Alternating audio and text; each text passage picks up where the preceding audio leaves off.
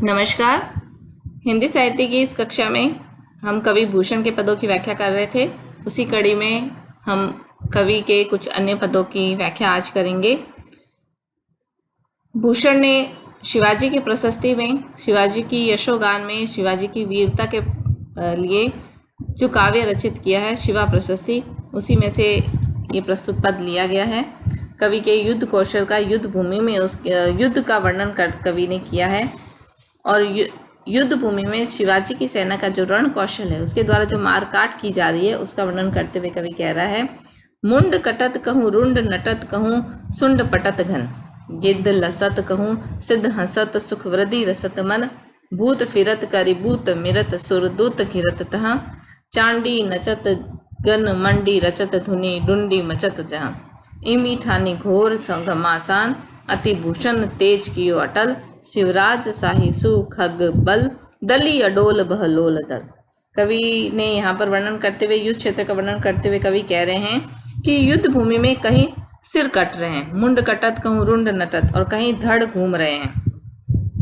कहूँ रुंड नटत, रुंड यानी जो शेष जो धड़ है वह नट के समान घूम रहे हैं। कहीं हाथियों की, कहूँ सुंड पटत घन, कहूँ कट कट कर युद्ध क्षेत्रों को पाट रही है। तो एक बहुत ही भयावह दृश्य यहाँ भूषण उपस्थित कर रहे हैं कि कहीं युद्ध भूमि में जो सिर है वह कट कट कर गिर रहे हैं, कहीं धड़ है वह बिना सिर के चल रही है कुछ दूर तक, और कहीं कहीं पर हाथियों के जो सूंड है वह कटने से ये जो युद्ध भूमि है पूर्ण रूप से पट चुकी है, पूर्ण रूप से भर चुकी है।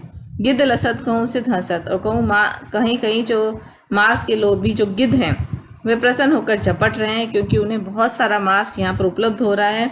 और कहीं शवों पर बैठकर योग्य सिद्धि करने वाले सिद्ध लोग हंसते हुए मन में सुख वृद्धि का रस ले रहे हैं। सिद्ध हंसत, क्योंकि सिद्धों को भी इतने प्रकार का ये जो तांत्रिक विद्या करते हैं, उन्हें इतने प्रकार के शव, इतने प्रकार के लहू और मांस जो प्राप्त हो रहा है, इससे उन्हें प्रसन्नता उत्पन्न हो रही है और वह अपने जो अनुष्ठान है वह पूर्ण कर रहे हैं। कहीं पर भूत प्रेत घूम रहे, भूत फिरत करी बूत मिरत सुरदूत गिरत जा, और कहीं बलपूर्वक एक दूसरे से छीना झपटी करते हुए लड़ रहे हैं, और कहीं यमराज के दूत घूम रहे हैं, सुरदूत गिरत तहा, और कहीं यमराज के दूत घूम रहे हैं जो भूतों के बीच में घिर जाते हैं। चांडी नचत घन मंडी रचत धुनि झुंडी मचत तहा।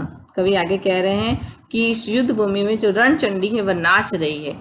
युद्ध भूमि में जिस प्रकार से सिर कट रहे हैं, जिस प्रकार से हाथियों की सूंड गिर गिर के गिर रही है, और जो मांस लहू रक्त बिखरा हुआ है, उसे ऐसा लगता है कि जो रण चंडी है वह नाच रही है। और कालिका के जो गण हैं अपनी मंडलियां बना रहे हैं, गन मंडी रचत धुनी डुंडी मचत था, और हाथों में छोटे छोटे डंडे लेकर उसे बजा रहे हैं। कौन? काली माता के जो गण हैं वह भी, काली माता के जो गण हैं वह भी इसी प्रकार के दृश्यों के बीच में नृत्य कर रहे हैं। भूषण कवि कहते हैं कि इस प्रकार भयंकर युद्ध करके इमी ठानी घोर घमासान अति भूषण तेज कियो अटल। भूषण कवि कहते हैं कि इस प्रकार भयंकर युद्ध करके शाहजी का जो पुत्र हैं, अर्थात जो शिवाजी हैं, उन्होंने अपनी तलवार के बल पर अडिग रहने वाले बहलोल जो मुगलों की सेना है उसका नाश कर दिया और अपने तेज और प्रताप को पृथ्वी पर अटल कर दिया। इमी ठानी घमसान अति भूषण तेज कियो अटल, शिवराज साहिसु खगबल दली अडोल बहलोल दल। उन्होंने अडोल जो बहलोल दल है उसके बल को चलायमान कर दिया, उसकी सेना का, बहलोल मुगलों की सेना का नाश कर दिया, और इस प्रकार का नाश करके उन्होंने अपना जो वंश है उसके वंश को, उसके प्रताप को इस पृथ्वी पर अटल बना दिया। वह हमेशा के लिए स्थायी, उनका जो उनके वंश का जो वैभव है हमेशा के लिए इतिहास के पटल पर अंकित हो गया। कवि ने जो वीर रस का यहाँ पर वर्णन किया है, युद्ध भूमि का जो वर्णन किया है, उस युद्ध भूमि में कवि ने वीरता और विभत्स रस दोनों का ही सुंदर प्रयोग यहाँ पर किया है।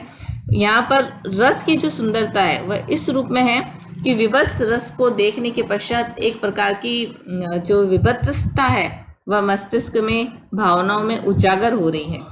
ये जो दृश्य कवि ने शब्दों के माध्यम से अंकित किया है कि गिद्ध हैं वह लाशों के ऊपर बैठे हैं, रण चंडी है वह वहाँ नृत्य कर रही है, तो वह विभत्सता जो है, जो रस की विभत्स स्थिति है वह यहाँ उजागर हो रही है।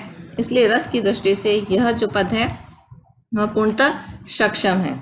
इसके साथ साथ कवि ने जहाँ वीर रस का वर्णन किया वहाँ पर उन्होंने जो कठोर वर्ण है, कठोर वर्णों का प्रयोग किया है, ऊज गुण का प्रयोग किया है, वह भी शब्दों के प्रयोग से पूर्णतः सटीक बना है।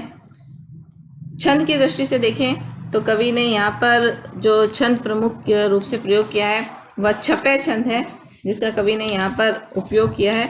और छपे छंद की जो गति है वह शब्दों के उचित प्रयोग के कारण सही रूप से यहाँ पर उभर कर सामने आ रही है, और लय की दृष्टि से यह जो छंद है वह श्रेष्ठ बन पड़ा है। आगे का पद हम लेते हैं। ये जो पद है यह छत्रसाल पराक्रम से लिए गए हैं। छत्रसाल और शिवाजी दो ऐसे राजा हैं जिनकी प्रशंसा कवि भूषण ने की है। छत्रसाल की प्रशंसा करते हुए कवि कह रहे हैं, भुज भुजगेश की वे संगिनी भुजंगिनी सी, खेदी खेदी खाती दिह दारुन दलन के, बख्तर पाखरन बीच धंसी जात मीन पैरी, पार जात परवाह जो जलन के, रेया राव चंपत्ति के छत्रसाल महाराज, भूषण सके करी बखान को बलन के, पक्षी पर छीने ऐसे पर छीने वीर, तेरी बर छीने बर छीने खलन के। यहाँ कवि ने जो शब्द प्रयोग किए उसमें भुजगेश का अर्थ है शेषनाग, भुजंगिनी का अर्थ है सर्पिणी, और दिय का अर्थ है बड़े, पर छीने यानी पंखहीन किया। प्रस्तुत अवतरण में छत्रसाल पराक्रम से लिया गया है, और इसमें कवि भूषण अपने युग के दूसरे वीर पुरुष शिवाजी के पश्चात जिसे दूसरा वीर पुरुष वो मानते हैं और छत्रसाल को मानते हैं, उसकी वीरता का वर्णन करते हुए कवि कहते हैं कि जो महाराज छत्रसाल हैं उनकी भुजाएं हैं वह शेषनाग की जीवन संगिनी सर्पिणी के समान लंबी लंबी है, और जिसमें जो तलवार है वो तीक्ष्ण तलवार है, वह उनके हाथों में ऐसे हाथों में कैसे है वह हाथ, वह शेषनाग की जो जीवन संगिनी सर्पिणी है उसके समान लंबी लंबी उनकी भुजाएं, ताकतवर चिकनी जो उनकी भुजाएं हैं उसमें तीक्ष्ण तलवार सुशोभित होती है। वह जो उनकी तलवार है वह शत्रुओं के बड़े बड़े दलों को खेदी खेदी खाती दिया दारुण दलन के, खोद खोद कर खाती है। जिस प्रकार से एक मछली है वह तैर कर जल प्रवाह के पार चली जाती है, उसी प्रकार से छत्रसाल की बर्छी है वह लोह के कवच और हाथियों की चूलों के बीच में फंस जाती है। बख्तर पाखरन बीच धसी जात, मीन पैरी पार जात परवाह जो जलन की। जिस प्रकार से एक मछली तैर कर जाती है और जल प्रवाह के बीच में सीधे से जल्दी से निकल जाती है, उसी प्रकार से जो छत्रसाल की जो बर्छी है वह भी उस मछली के समान, मछली जिस प्रकार से शीघ्रता से पानी के प्रवाह में निकल जाती है उसी प्रकार से उनकी बर्छी है वह बख्तर पाखरन बीच धंसी जात, वह लोहे के कवच और हाथियों की चूलों के बीच में फंस जाती है। चंपत राय के पुत्र महाराज छत्रसाल की शक्ति का बखान कौन कर सकता है? ऐसा कोई भी नहीं है जो छत्रसाल की क्षमता का बखान कर सके।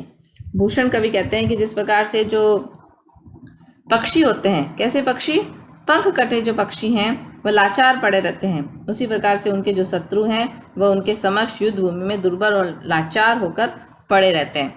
पक्षी पर छीने ऐसे परे पर छीने वीर, तेरी बर्छी ने बर छीने खलन के। तुम्हारी जो बर्छी है उसने शत्रु पक्ष के अनेकों बड़े बड़े योद्धाओं को मारकर उनके बल का हरण कर लिया है।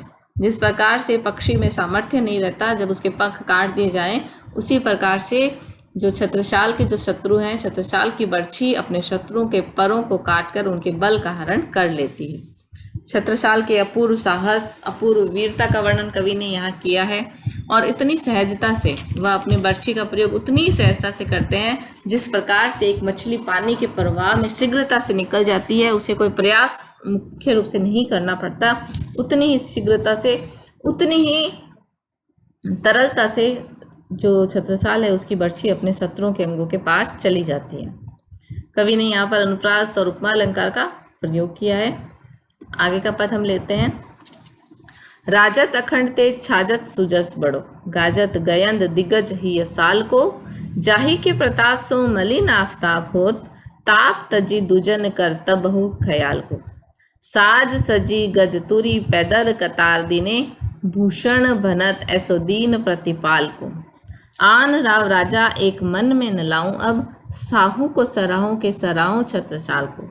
आगे कवि कह रहे हैं, भूषण द्वारा रचित ये पद है, छत्रसाल की वीरता का वर्णन किया गया है। छत्रसाल की वीरता का वर्णन करते हुए कवि कहता है कि महाराज छत्रसाल है उनका जो अखंड तेज से शोभायमान है। राजत अखंड तेज, छाजत सुजस बड़ो। उनका जो यश है, उनका जो प्रताप है, वह अखंड तेज के समान है।